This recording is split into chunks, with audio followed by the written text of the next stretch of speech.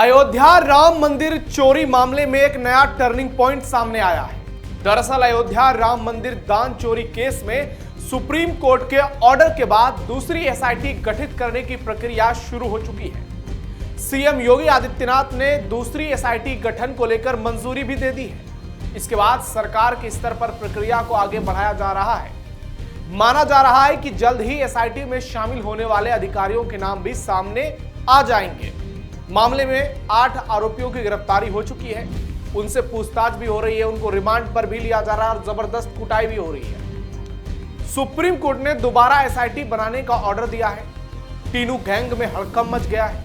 तीनों फूट फूट कर रो रहा है। सोमवार को सुनवाई के दौरान चीफ जस्टिस सूर्यकांत ने कहा कि अब नए सिरे से एसआईटी बनाई जाए, जिसकी अगुवाई सीनियर आईपीएस ऑफिसर टीम करें, ताकि जांच किसी निर्णायक मोड़ पर पहुंच सके।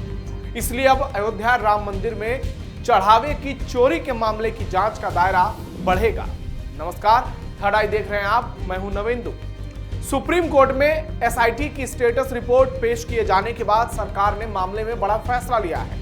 अयोध्या की श्रीराम जन्मभूमि कोतवाली में दर्ज एफआईआर की जांच अलग एसआईटी से कराने का फैसला किया गया है। इस एसआईटी में 3 आईपीएस अधिकारी शामिल किए जाएंगे। दरअसल कोर्ट ने सॉलिसिटर जनरल से एसआईटी में शामिल होने वाले अधिकारियों के नाम के बारे में जानकारी पेश करने को कहा। सुप्रीम कोर्ट में 27 जुलाई को मामले की अगली सुनवाई होनी है।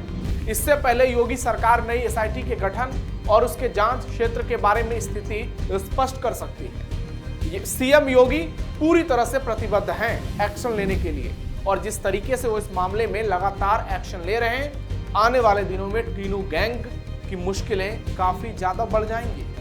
30 जुलाई तक अंतिम रिपोर्ट आने की संभावना। मंदिर ट्रस्ट की सिफारिश पर दान चोरी मामले की जांच के लिए लखनऊ के कमिश्नर विजय विश्वास पंत की अगुवाई में एसआईटी गठित की गई थी। एसआईटी ने अपनी अंतिम जांच रिपोर्ट सौंपने के लिए गृह विभाग से 15 दिनों का एक्स्ट्रा टाइम मांगा। अब अंतिम रिपोर्ट 30 जुलाई को सौंपी जाएगी।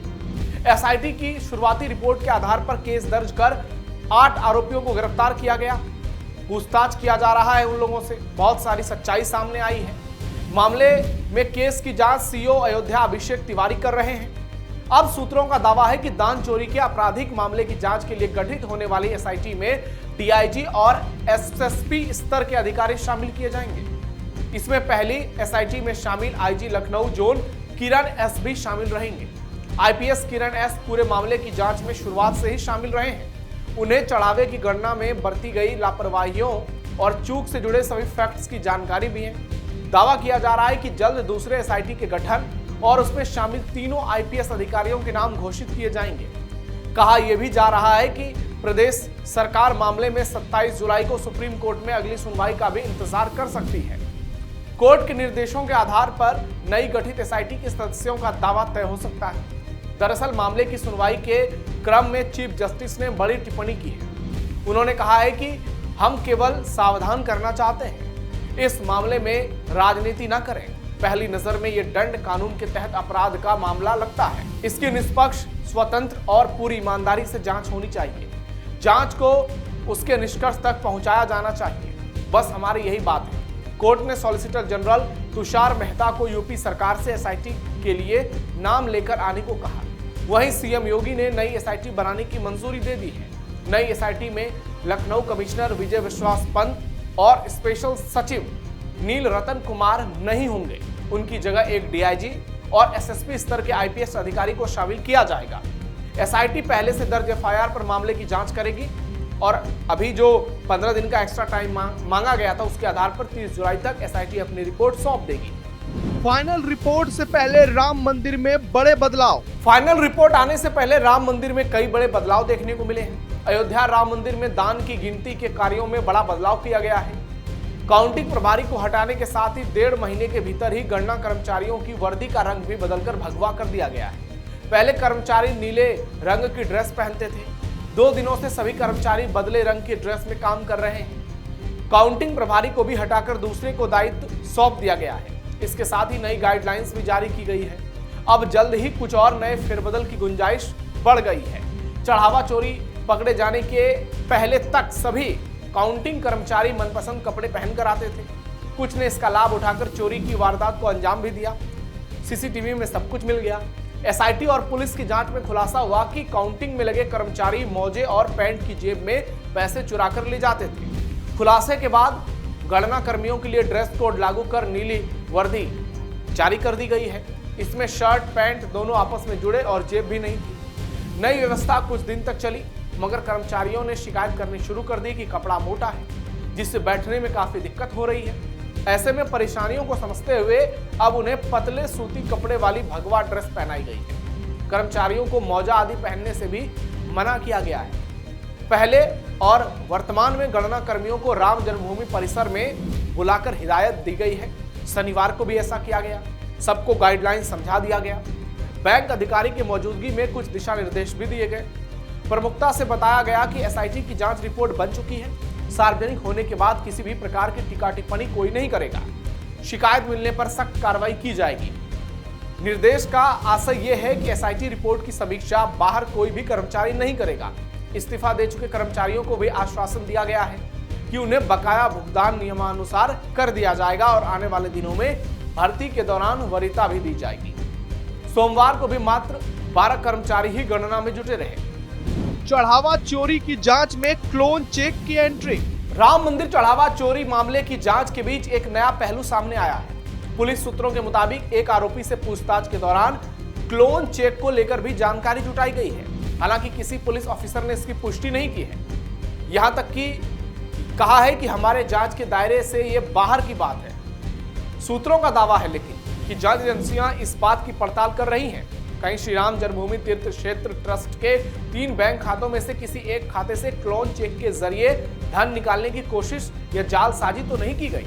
जांच में क्लोन चेक के जरिए फाइनेंशियल अनियमितता की पुष्टि होती है तो ये मामला केवल चढ़ावा चोरी तक सीमित न रहकर बैंकिंग धोखाधड़ी और वित्तीय सुरक्षा में सेंध तक पहुंच सकता है। ऐसे में जांच का दायरा और व्यापक हो। राम मंदिर ट्रस्ट पहले भी क्लोन चेक धोखाधड़ी का शिकार हो चुका है। 1 सितंबर 2020 को क्लोन चेक के जरिए 2.5 लाख निकाले गए थे।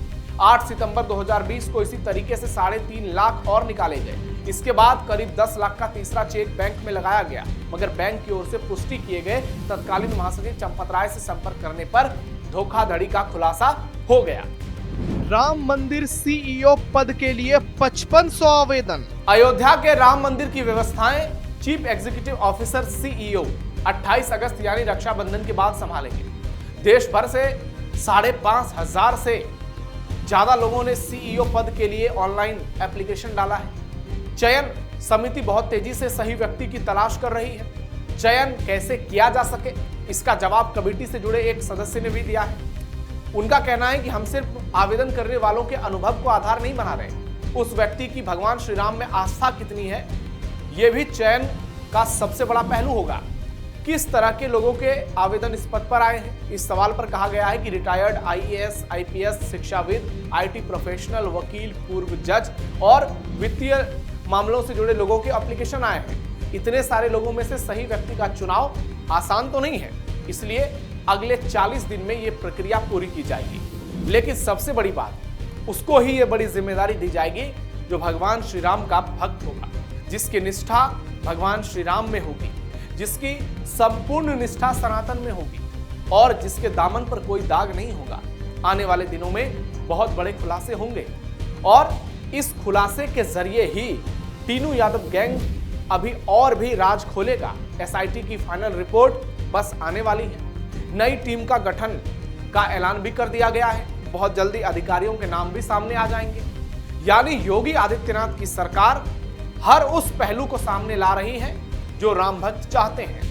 योगी आदित्यनाथ से जो उम्मीदें राम भक्तों को नजर आती हैं, उन उम्मीदों पर सीएम योगी खरे नजर आते हैं और इसलिए अब ये कहा जाने लगा है कि बहुत जल्द अदालत अपना फैसला सुनाएगी। यानी एसआईटी रिपोर्ट के आधार पर पुलिस की जांच की कार्रवाई के बाद और जो कुछ खुलासे हुए हैं, आने वाले समय में दूध का दूध पानी का पानी हो जाएगा। और इतना भी तय है कि जो नया सीईओ होगा उसके ऊपर बहुत बड़ी जिम्मेदारी होगी। व्यवस्थाओं से लेकर पूरे मंदिर प्रबंधन की जिम्मेदारी होगी और उसके बाद फिर से राम मंदिर में चोरों की पूरी तरह से जो कलंकता नजर आई वो मिट जाएगी। हालांकि चोरों की कलंकता को मिटाने के लिए भी देश भर में हवन पूजन का दौर जारी है और भगवान श्री राम के भक्तों में कमी देखने को नहीं मिल रही है। जो नैरेटिव बनाया जा रहा है कि अयोध्या में लोग कम आ रहे हैं, दान कम हो गई है, ऐसा कुछ भी नहीं है। आज भी रामलला को लेकर लोगों की उतनी ही आस्था है, अब तो और ज्यादा बढ़ गई है। कुछ लोगों ने जरूर इस घटना को अंजाम दिया है, लेकिन उसके बावजूद जो कुछ तस्वीर निकलकर सामने आ रही है उससे तो इतना जरूर तय हो रहा है कि आने वाले दिनों में दूध का दूध पानी का पानी हो जाएगा। आपकी क्या राय है कमेंट बॉक्स में बताइए। हमारे वीडियो को लाइक शेयर कीजिए। फिलहाल के लिए इतना ही, धन्यवाद।